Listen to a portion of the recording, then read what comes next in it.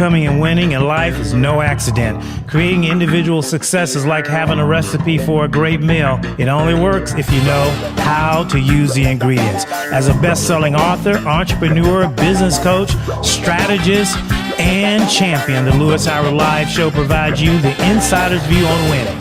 All we do is win, win, win, helping you become the best version of yourself. Whoa, that cut off a little quick there. All right. Well, hey guys, welcome to another edition of the Lewis Howard Live podcast, coming at you on all your favorite platforms, the Blog Talk and Lewis Howard Live, Apple, iTunes. Man, I could go on forever. Some of them I don't even know that we're on, but my word of the day is influence. So you can see that banner that is covering it. What could you do if you had influence? If you had the opportunity to be an influential individual, boy, what could you do with that, right?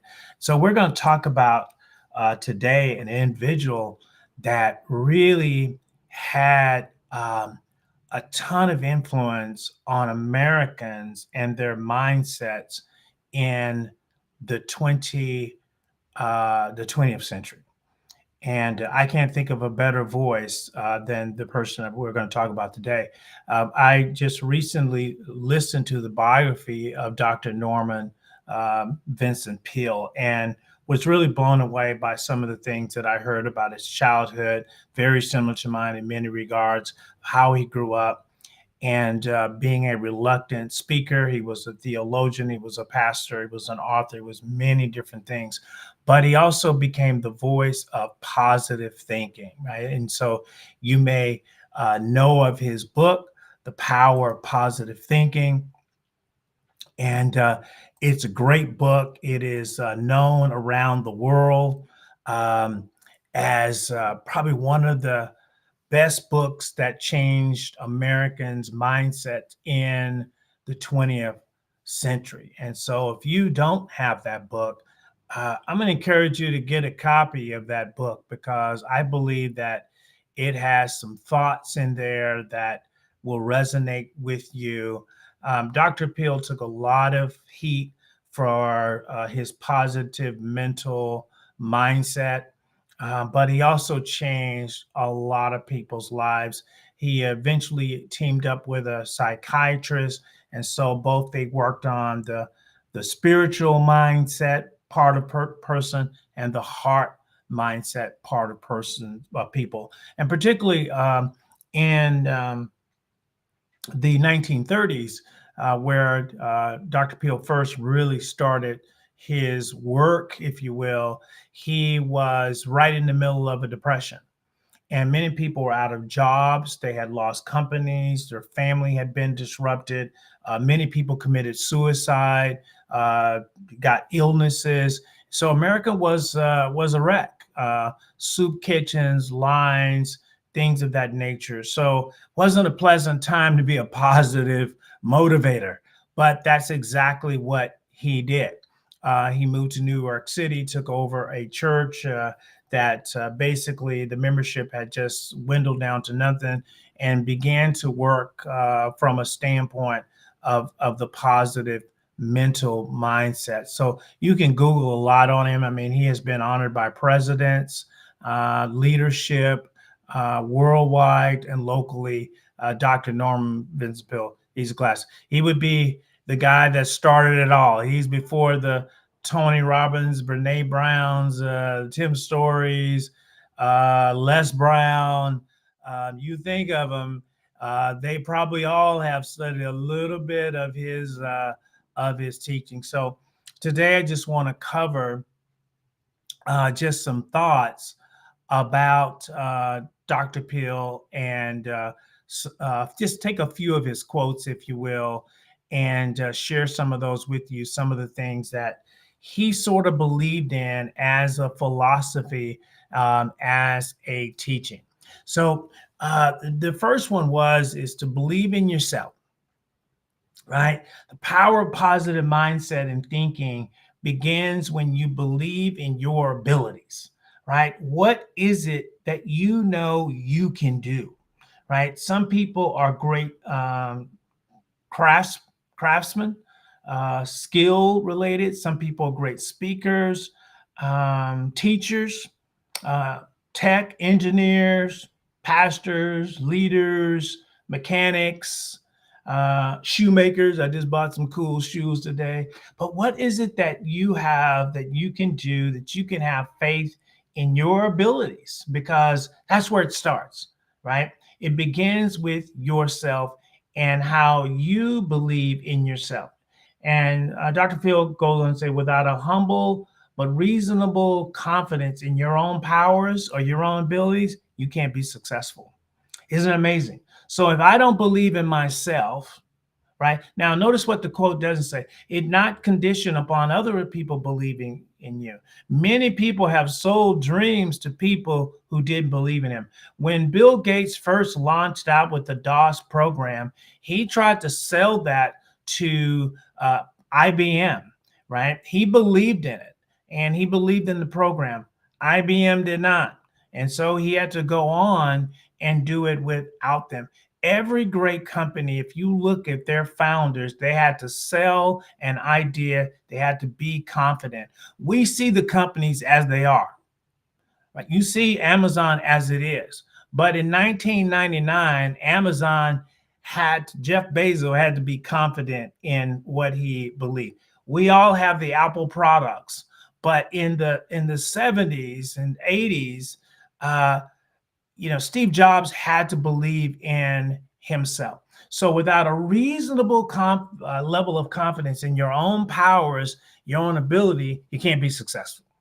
So we're talking about just pulling some of the quotes from the positive mental mindset thinking, and I just so believe in it, right? I so people get criticized for being, positive thinker. The quarterback Russell Wilson used a lot of this philosophy and teaching in his interviews, and people just, they criticize him. I don't know what they want him to be: angry, mad, spit at you, give you the middle finger. I don't know, but they took offense at his kind of positive mental mindset approach. But that's what he believed, and so we don't fault people for that.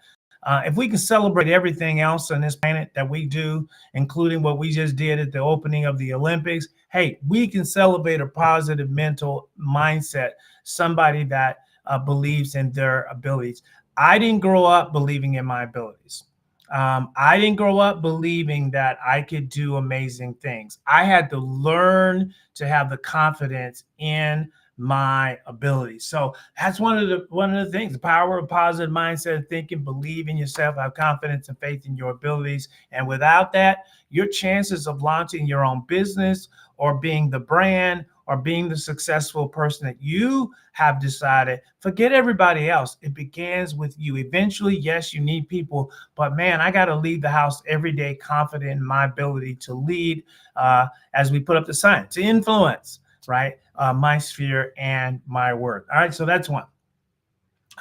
Again, back to that, begins with you, right? So I kind of probably copied this twice. So again, maybe it's so good, I'm gonna say it twice: believe in yourself. I think that's one of the big failings, is people forget to believe in themselves, is because you're with yourself all the time, right? So you know all of your strengths, you know all of your weaknesses, you know every mistake that you've made, you know every good thing and everything bad about you. And sometimes we let those negative past mistakes kind of dominate our futures. So, I don't want to ever hear somebody say, I'm so dumb, I'm so stupid. Man, I knew I wouldn't make that. Oh, see, here I go again. All right, you got to try to change that self-talk, because that's not confidence. You're beating yourself up, and way too many people beat themselves up. Stop beating yourself up and start believing in yourself.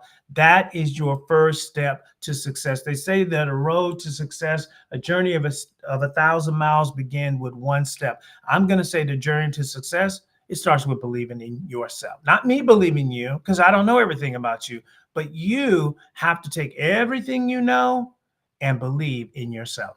All right. Thoughts are things. This is a big one, right? He says, change your thoughts, you change your world. thoughts are things. Think about thoughts as living organisms in your mind. Okay. Thoughts are not just words, but thoughts are images, thoughts are imagination, right? And so, you know this, somebody could say something to you, and that thought will live on in your mind long after that person is gone. So let's say that person said, "You're stupid, you're dumb, that was a dumb idea." Okay. You're going to hear that, right? That is not going to go away. I remember some of the terrible things that were said about me as a kid. And man, it took me years to get over that, to forget that. So thoughts really are things. So here's the way I look at it. If people can put negative thoughts into my head, then I can put positive thoughts in my head. So how much time are you investing in putting new thoughts into your head, new thoughts about yourself, about your present, about your ability? Don't try to do it from memory. My recommendation is write it down. Write some good things. I'm going to say this: take a journal and write all the good things that you know about yourself and the good things that you would like to do. Those become the thoughts that you want to put in your head. You can't wait for somebody else to come along and put those thoughts in. You've got to put those. So Dr. Peale says, change your thoughts, you change your world. Right? When I was 28, 30 years old, man, I was heading in the wrong direction, and I had to get some new thoughts, because if I stayed where I was going, yeah, I'm going to be in the ditch. In fact, I wasn't going to be in the ditch. I was going to be probably at the bottom of the river. So you got to change your thoughts, and it does change the world. Change how you see yourself, change how you see people. If you're married, you're going to have to change how you see your partner or your spouse. You can't see them in the negative light, because otherwise that's going to wear on you. Change how you see your boss, right? Some of you work for good people, some of you work for bad people. I was with a friend of mine, and you know, she was describing to me, she's an executive assistant, and she was describing me how bad it was to work for the person that she worked for. They would call her at 2 o'clock in the morning because he didn't like his seats at an event. Right? All right, you're going to have to change some thoughts, because it's too easy to believe that you're the problem and not the solution. So thoughts really are things. And psychiatrists say we have about 10,000 thoughts a day. That's a lot, right?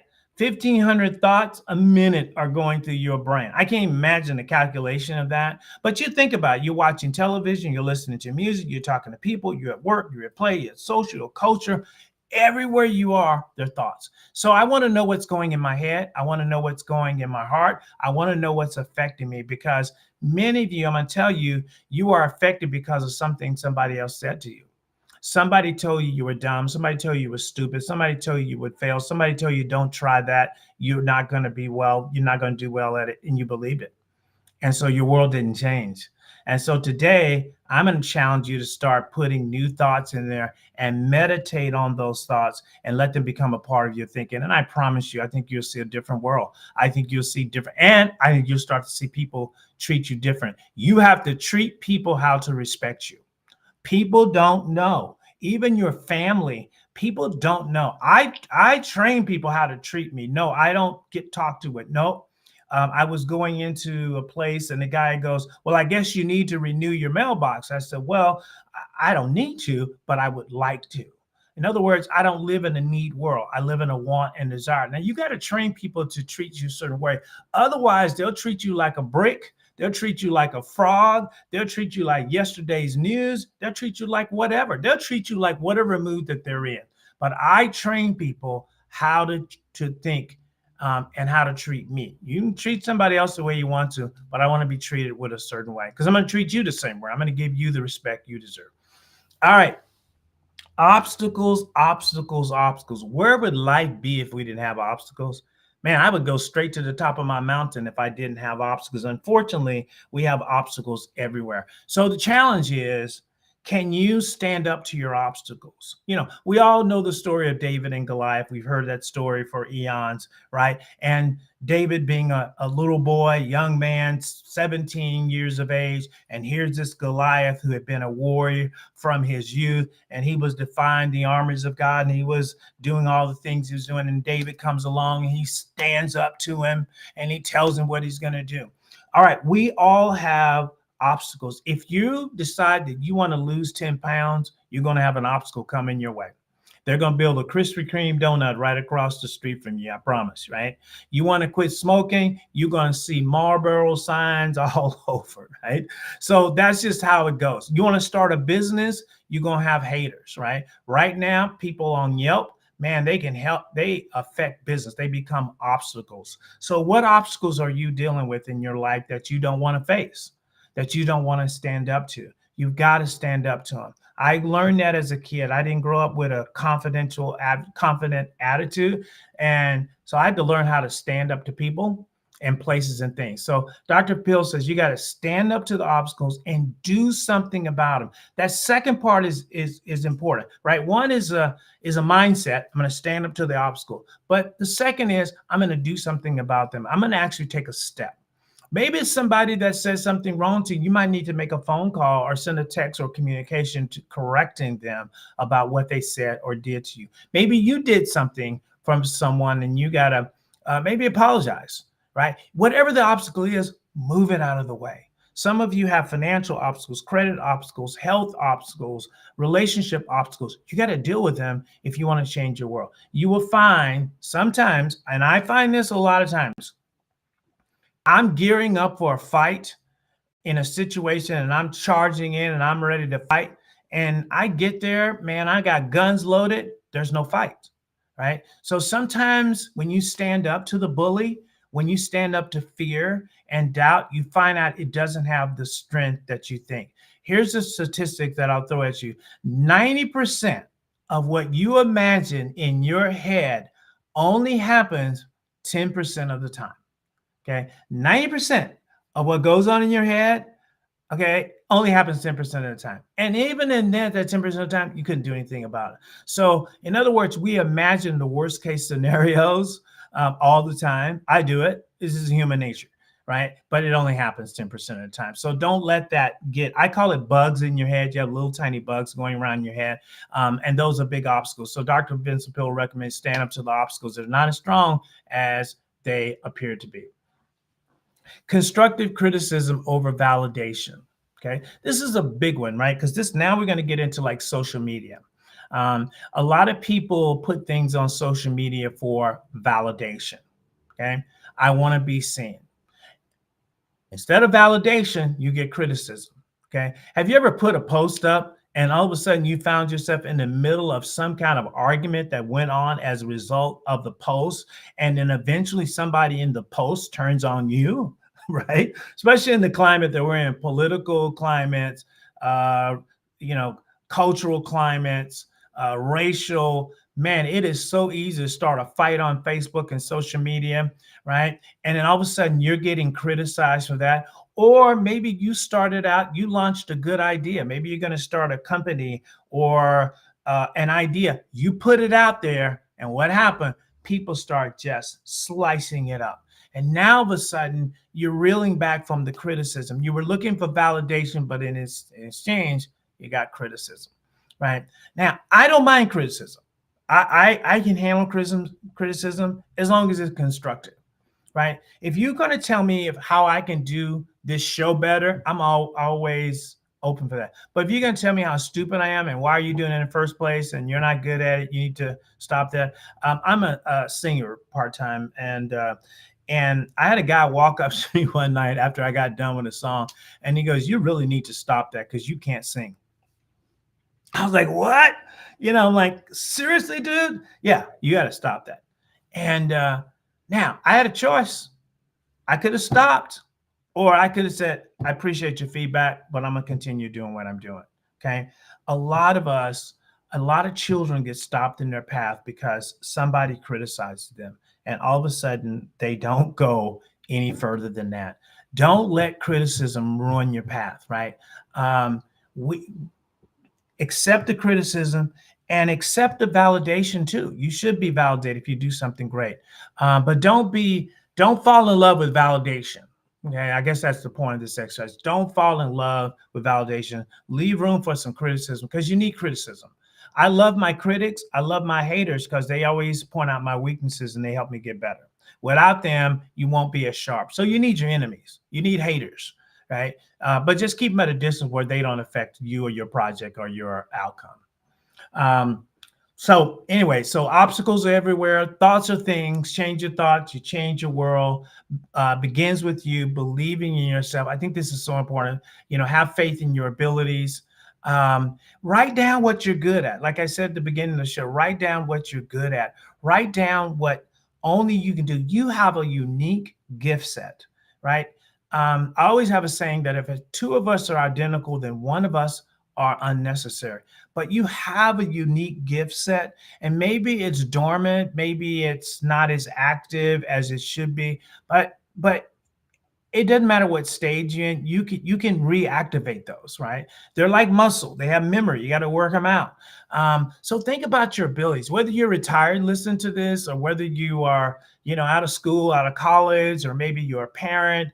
Maybe you're in the middle of changing your career, going a different path, and you're kind of a little nervous about that. Here, let me let you in on a secret. Your talents, your gifts, and your abilities are transferable. That's right. So no matter what you did, if you're a mom, those gifts are transferable into the marketplace.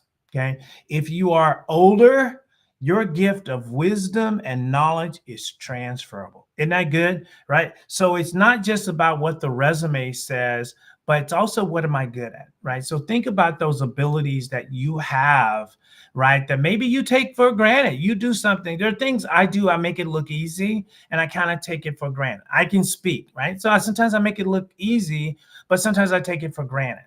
So what are you taking for granted in your life that can become something that really is of value? So I hope that gave you some perspective. I'm going to recommend that you go out, maybe look up the book, get it online. And it's still one of the best sellers of all time. I think it was on the bestseller list for 3 years. So get the book and check it out. And I think always with this show, we're just looking to get one thought in you, one idea, okay, that can help you become a better version of yourself. This is Lewis Howard. Thank you again for another edition of Lewis Howard Live. Hey, tell a friend, share the podcast, let them know there's a cool guy that you can get some good insight from. We'll see you again. Every great champion knows that success, overcoming, and winning in life is no accident. Creating individual success is like having a recipe for a great meal. It only works if you know how to use the ingredients. As a best-selling author, entrepreneur, business coach, strategist, and champion, the Lewis Howard Live Show provides you the insider's view on winning. All we do is win, win, win, helping you become the best version of yourself.